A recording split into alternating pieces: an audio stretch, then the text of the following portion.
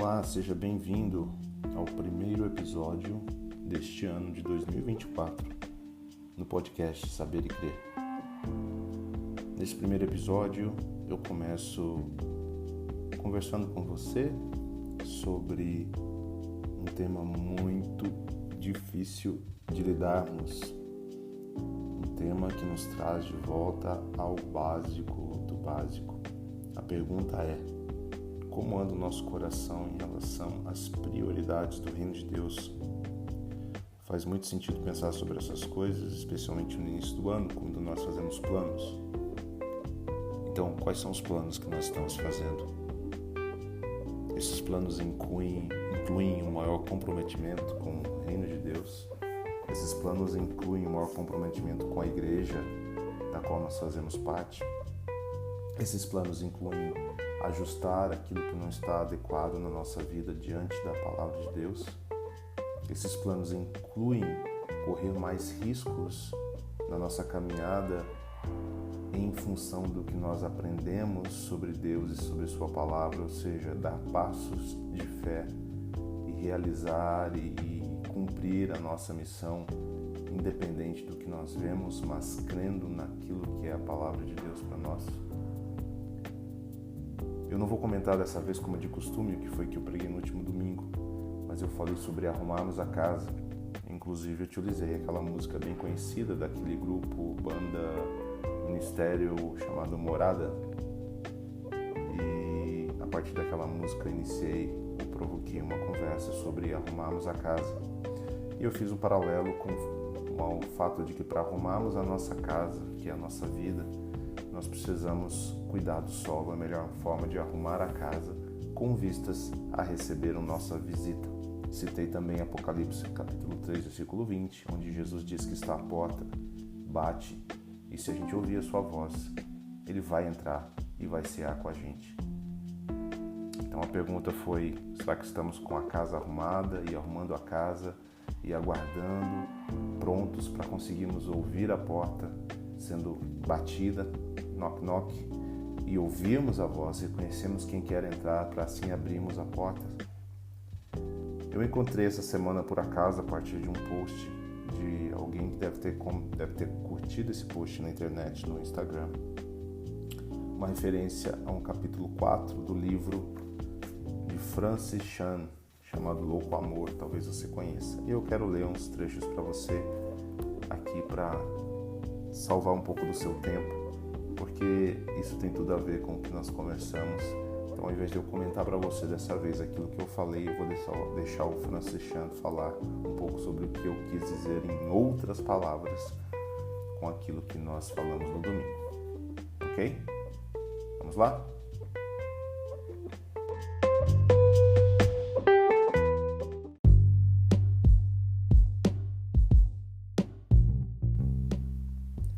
Capítulo 4. Perfil do cristão morno. Francis Chan começa com uma citação de Frederick Huntington, na revista Fórum de 1890. A citação é a seguinte: não é a dúvida científica, o ateísmo, o panteísmo ou o agnosticismo que, em nossos dias e na Terra, tem mais chance de extinguir a luz do Evangelho. É essa prosperidade orgulhosa, sensual, do egoísta e arrogante, de gente que vai à igreja, mas tem o coração vazio. Então há um Deus imensurável, perfeito e eterno que ama os seres frágeis que criou com um louco tipo de amor. Embora possamos morrer a qualquer momento e geralmente pensemos que nossa vida insignificante seja melhor do que amar ao Senhor, Ele persiste em nos amar com um amor extraordinário e infindável.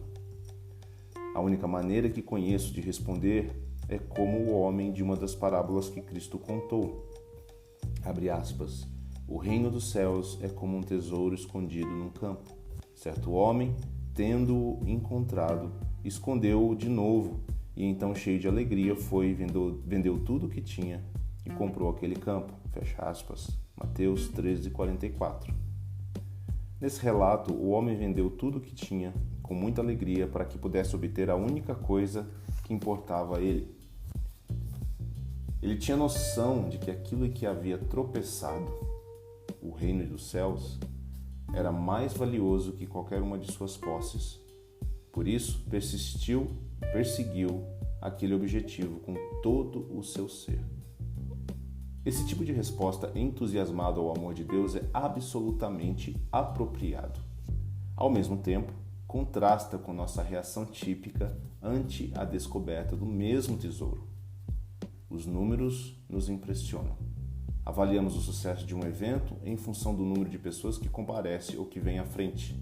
Medimos as igrejas pelo número de membros que os ostentam. Ficamos empolgados quando vemos grandes multidões.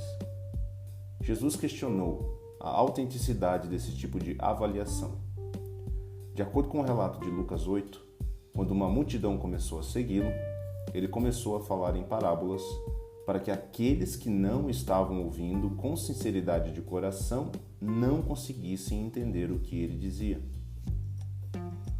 Quando as multidões se reúnem hoje em dia, os oradores se esmeram em se comunicar de uma maneira acessível a todas as pessoas. Eles não usam a estratégia de Jesus para eliminar as pessoas que não buscam a Deus com sinceridade.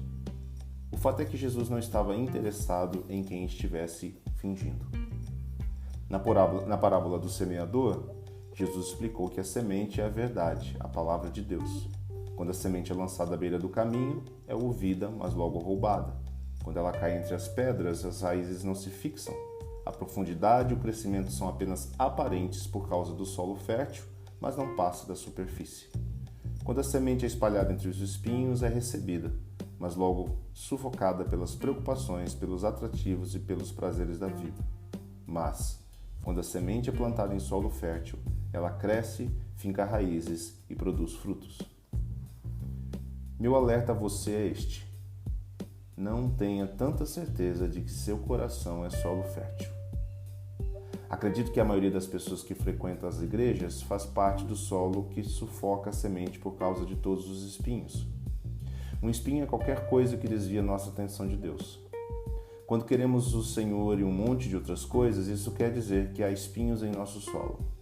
Um relacionamento com Deus simplesmente não pode se desenvolver quando o dinheiro, o pecado, as atividades, os times pelos quais torcemos, os vícios ou outros compromissos são colocados no topo da lista.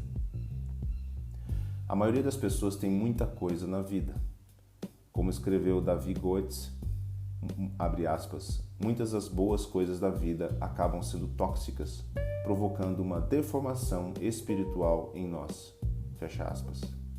Há muitas coisas boas em si, mas quando estão todas juntas, nos impedem de viver de modo saudável e frutífero para Deus. Vou repetir. Não tenha tanta certeza de que seu coração é solo fértil. Será que seu relacionamento com Deus mudou mesmo sua maneira de viver? Você consegue distinguir evidências do reino de Deus em sua vida? Ou está sufocando esse reino aos poucos, ao desperdiçar muito tempo, energia, dinheiro e pensamentos em coisas deste mundo? Você está satisfeito em ser uma pessoa, entre aspas, suficientemente boa para chegar ao céu ou parecer boa em comparação às outras? Ou pode dizer, como Paulo, abre aspas, quero conhecer a Cristo, o poder da sua ressurreição e a participação em seus sofrimentos, tornando-me como ele em sua morte. Filipenses 3:10. Durante muito tempo, em minha opinião, esse versículo teve Jesus demais. Eu achava que o texto deveria terminar logo depois da palavra ressurreição, de modo que pudesse dispor de um Jesus popular, com forte apelo, que não sofreu. O retorno que recebi de outros cristãos me dava a certeza de que aquela era uma perspectiva interessante, e isso me dava poucos motivos para fazer esforço no sentido de conhecer Cristo com mais profundidade. As pessoas diziam que eu era suficientemente bom. Bastava. Aquilo, porém, ia contra tudo o que eu estava lendo na Bíblia. Por isso, com o tempo, passei a rejeitar o que a maioria das pessoas dizia e comecei a comparar todos os outros aspectos da minha vida com as Escrituras. Logo descobri que a igreja é um lugar difícil para se sentir à vontade quando uma pessoa deseja colocar o cristianismo do Novo Testamento em prática. Os objetivos desse cristianismo costumam ser um bom casamento, filhos muito comportados e uma boa frequência na igreja. Levar as palavras de Cristo a sério é coisa rara. Isso é para os radicais, entre aspas, que estão fora de sintonia, entre aspas, e passam dos limites, entre aspas. A maioria de nós deseja uma vida segura, equilibrada, para que possa ser controlada e que não envolva sofrimento.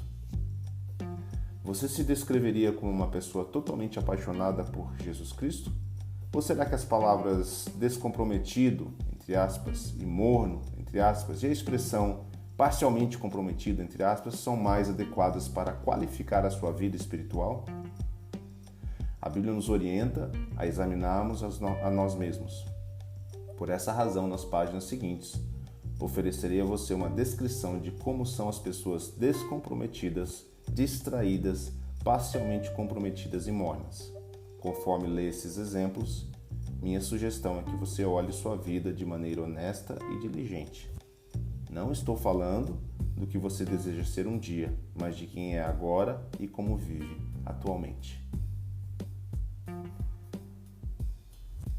Pessoas mornas frequentam a igreja com regularidade. É isso que se espera delas, pois é o que se acredita ser o comportamento dos bons cristãos. Por isso, vão sempre aos cultos. Pessoas mornas entregam dinheiro para instituições de caridade e para a igreja, desde que isso não altere em nada seu padrão de vida. Quando dispõem de algum dinheiro a mais e é fácil e seguro doar, elas o fazem. Afinal de contas, Deus ama aquele que dá com alegria, correto? Pessoas mornas tendem a escolher o que é popular e desprezar o que é certo quando estão em conflito. Elas desejam viver bem, tanto dentro quanto fora da igreja. Se preocupam mais com o que o povo pensa sobre o que elas fazem, como ir à igreja e entregar o dízimo, do que com o que Deus pensa de seu coração e sua vida. Pessoas mornas não desejam de fato ser salvas de seu pecado, elas só querem ser salvas do castigo que esse pecado gera. Elas não detestam o pecado de uma maneira sincera, nem se lamentam pelo que cometem. Só lamentam pelo fato de que Deus vai puni-las. Gente morna não acredita muito que essa nova vida que Jesus oferece é melhor que a antiga e pecaminosa.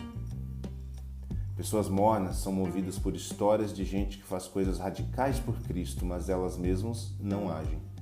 Presumem que esse tipo de iniciativa é coisa de cristãos radicais, entre aspas, e não para a média das pessoas. Gente morna considera radical, entre aspas, aquilo que Jesus espera de todos os seus seguidores. Pessoas mornas raramente compartilham sua fé com os vizinhos, colegas de trabalho ou amigos. Não querem sofrer rejeição, nem desejam que as pessoas se sintam constrangidas ao falar sobre questões pessoais como religião. Pessoas mornas medem seu grau de moralidade ou bondade comparando-se com o mundo. Elas se sentem satisfeitas porque, mesmo não sendo tão dedicadas a Jesus quanto os radicais, também não são tão horríveis quanto aquele sujeito que mora no fim da rua. Pessoas mornas dizem amar Jesus, e ele é, de fato, parte da vida delas, mas apenas uma parte. Elas entregam a ele uma fração do seu tempo, do seu dinheiro e de seus pensamentos, mas ele não tem permissão de controlar a vida delas. Pessoas mornas amam a Deus, mas não o fazem de todo o coração, de toda a alma e com todas as forças.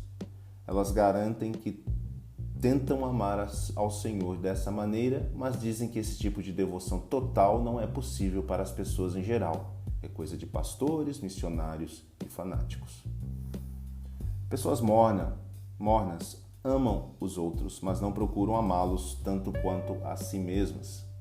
O amor que demonstram pelos demais é tipicamente focado naqueles que retribuem esse sentimento, como os familiares, os amigos e outras pessoas que elas conhecem e com as quais possuem algum tipo de ligação. Sobra pouco amor para aquelas que não são capazes de amá-las também e menos ainda para quem as despreza deliberadamente, ou que possui filhos mais talentosos no esporte ou que não sabe conversar direito. O amor das pessoas mornas funciona na base da conveniência e é extremamente seletivo.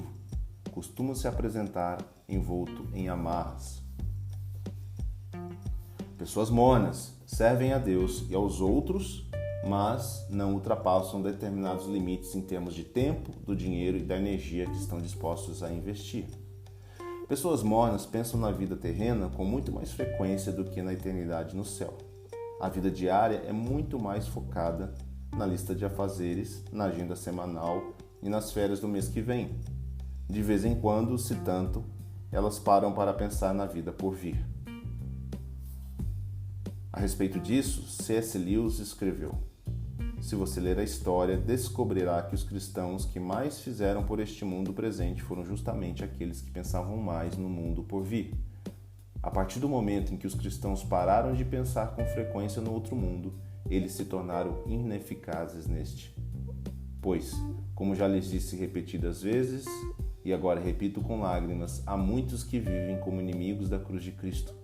O destino deles é a perdição, o seu Deus é o estômago, e eles têm orgulho do que é vergonhoso. Só pensam nas coisas terrenas.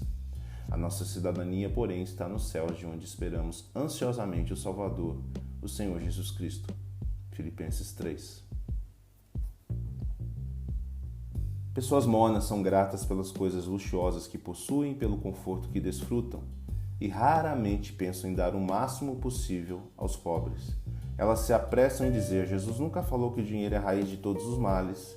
Ele disse que o amor ao dinheiro é a raiz do mal. Inúmeras pessoas mornas se sentem chamadas, entre aspas, para o ministério da prosperidade material. Poucas, porém, se sentem chamadas para ministrar aos pobres. Pessoas mornas fazem o que for necessário para evitar o sentimento de culpa. Elas querem fazer o mínimo necessário para poderem ser consideradas suficientemente boas, entre aspas, sem que isso exija demais delas. Elas perguntam, entre aspas, até onde posso ir, sem que isso seja considerado pecado, em vez de perguntar, entre aspas, como posso me manter puro como templo do Espírito Santo que sou? Elas perguntam, entre aspas, quanto tenho de doar, em vez de quanto posso doar? Elas perguntam, quanto devo investir em tempo, em oração e leitura da minha Bíblia, em vez de dizer, eu gostaria de não precisar ir ao trabalho para poder sentar aqui e ler por mais tempo. Pessoas mornas se preocupam o tempo todo com sua segurança. Elas são escravas do Deus do controle total. Esse foco na segurança pessoal as impede de se sacrificar e arriscar por Deus. Pessoas mornas se sentem seguras pelo fato de frequentarem uma igreja, por terem feito uma profissão de fé aos 12 anos, por serem batizadas, por terem sido criadas em uma família cristã, por votarem nos republicanos ou viver nos Estados Unidos. Assim como os profetas do Antigo Testamento alertaram Israel de que a nação não estava a salvo apenas por viver naquela terra, nós também não estamos a salvo apenas porque ostentamos o rótulo de cristãos, ou alguém insiste em nos classificar como uma nação prioritariamente cristã. Pessoas mornas não vivem pela fé. A vida delas é estruturada de maneira que nunca tenham de viver pela fé. Não precisam confiar em Deus se alguma coisa inesperada acontecer. Elas têm uma conta na poupança, não precisam da ajuda de Deus, já fizeram um plano de aposentadoria. Não buscam com sinceridade viver de maneira que o Senhor deseja. A vida que levam está toda bem planejada e mapeada. Não depende de Deus a cada dia, a geladeira está cheia de comida e, de maneira geral, a saúde está boa. A verdade é que a vida dessas pessoas não seria muito diferente se de uma hora para outra resolvessem parar de crer em Deus. Pessoas mornas provavelmente bebem e suam menos que as outras. Fora isso, não são muito diferentes daquelas que não creem. Elas consideram sua vida parcialmente asséptica um exemplo de santidade, mas não poderiam estar mais equivocadas.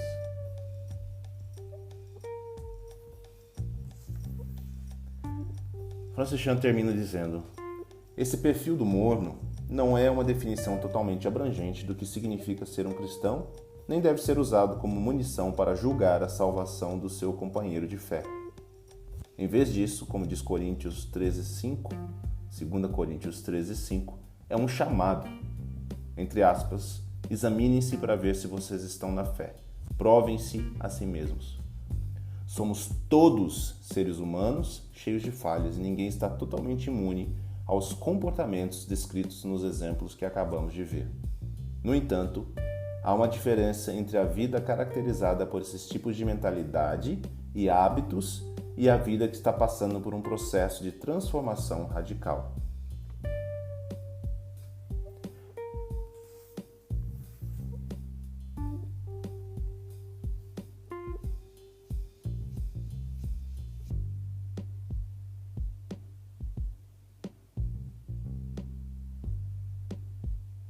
A pausa é proposital. Talvez agora você está pensando como eu, aonde foi que eu me meti? Que palavra dura. Será que sobrou alguém de pé? Talvez nesse começo de ano, o que seja muito importante que nós avaliemos é o quanto nós estamos dispostos realmente a investir do nosso tempo, do nosso trabalho, do nosso tesouro, do nosso talento e o nosso testemunho no reino de Deus. Não há uma coisa sequer aqui, talvez, nesse texto de Francis Chan, que me apareceu por coincidência, entre aspas, depois de ter pregado sobre Mateus 13 e Apocalipse 3:20, que de alguma maneira já não tenham passado pela minha cabeça nas últimas semanas. E talvez a melhor forma de encerrar o podcast de hoje e deixar você totalmente confuso e totalmente desconfortável, como eu, é dizer: eu não posso continuar sendo e eu não quero ser um cristão mono. Um trecho do mesmo capítulo que eu não li, que o Francis Chan vai comentar no final ali do texto, é de que nós muito provavelmente estamos num processo de transformação que Deus está operando e nós precisamos colaborar, permitir que Deus continue transformando a nossa vida. Então, se sobra algum alento, não fique desesperado com essas palavras do Francis Chan sobre o cristão morno. Abra a porta, deixe o Senhor entrar, trabalhe no seu solo, faça dele um lugar fértil. Achei muito interessante que, como eu comentei domingo, o Francis Chan disse exatamente a mesma coisa. O solo mais comum na igreja, muito provavelmente, infelizmente, é o solo cheio de espinhos. Nós temos afazeres demais, planos demais, tarefas demais, e não tem sobrado espaço para a semente da palavra de Deus germinar no nosso coração como ela poderia. Que o Espírito Santo abençoe a sua mente e seu coração e desperta em você, em mim e em todos nós algo novo para esse ano de 2024. Seja muito bem-vindo ao podcast Saber e Crer. Compartilhe se você acha que deve, que possa chegar a outras pessoas. E eu fico por aqui hoje. Um abraço, fique com Deus.